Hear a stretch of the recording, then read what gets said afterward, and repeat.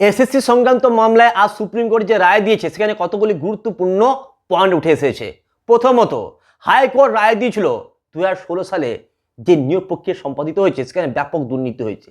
এর জন্য পুরো প্যানেলটাই বাতিল করে দিয়েছিল হাইকোর্ট এবং 26,000 জন চাকরি হারিয়েছিল। 26,000 জন চাকরি হারিয়েছিল। সেই নির্দেশের উপর স্থগিতাদেশ দিল সুপ্রিম কোর্ট, অর্থাৎ আপাতত কারো চাকরি যাচ্ছে না।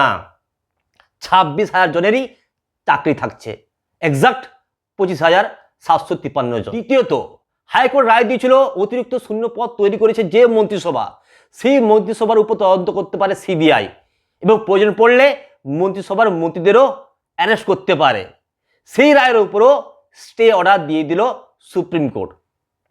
তৃতীয়ত, হাইকোর্ট বলেছিল যে যারা দুর্নীতি করে চাকরি পেয়েছেন তাদেরকে 12% হারে 12% সুদের হারে পুরো বেতনটাই ফেরত দিতে হবে। এই রায়ের উপরও স্টে অর্ডার দিয়ে দিল সুপ্রিম কোর্ট। হাইকোর্ট বলেছিল যে এসএসসি সংক্রান্ত মামলায় ব্যাপক দুর্নীতি হয়েছে এবং যেখানে যেখানে দুর্নীতি হয়েছে সেই দুর্নীতিগুলো যেন তদন্ত করে দেখে সিবিআই এবং সিবিআই যেন তদন্ত চালিয়ে যায়। এই রায়ের উপর কিন্তু স্টে অর্ডার দিল না সুপ্রিম কোর্ট। সুপ্রিম কোর্ট বলেছে যে অবশ্যই যেখানে যেখানে দুর্নীতি হয়েছে সেই দুর্নীতি কোথায় কোথায় হয়েছে সেগুলো দেখার জন্য, সেগুলো ধরার জন্য অবশ্যই সিবিআই তদন্ত চালিয়ে যাবে। আজ এসএসসি সুপ্রিম কোর্টে পরিষ্কারভাবে জানিয়ে দেয় যে 26,000-এর মধ্যে 19,000 জন যোগ্য প্রার্থী রয়েছেন। অন্যদিকে সিবিআইয়ের তদন্তে জানা গেছে যে 8,324 জন এমন রয়েছেন যাদের বিরুদ্ধে দুর্নীতির অভিযোগ রয়েছে, যারা যোগ্য হতে পারেন না। প্রধান বিচারপতি বিকাশ রঞ্জন ভট্টাচার্যকে প্রশ্ন করেন যে যোগ্য অযোগ্যদের মধ্যে যেখানে বিভাজন করা সম্ভব সেখানে পুরো প্যানেলটাই কেন বাতিল করা হলো।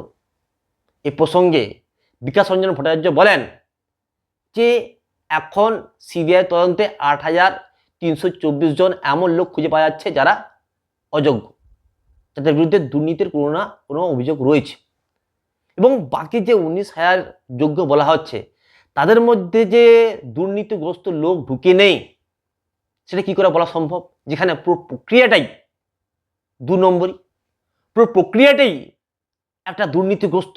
যাই হোক, শেষ পর্যন্ত সুপ্রিম কোর্টের বিচারক রায় দিয়েছেন আপাতত কারো চাকরি যাচ্ছে না। পরবর্তী শুনানি হবে 16 জুলাই। তখনই দেখতে পাওয়া যাবে যে কার চাকরি থাকছে আর কার চাকরি যাচ্ছে। তো বন্ধুরা, আপনাদের কি মনে হয় অবশ্যই আপনারা কমেন্ট বক্সে লিখে জানাবেন।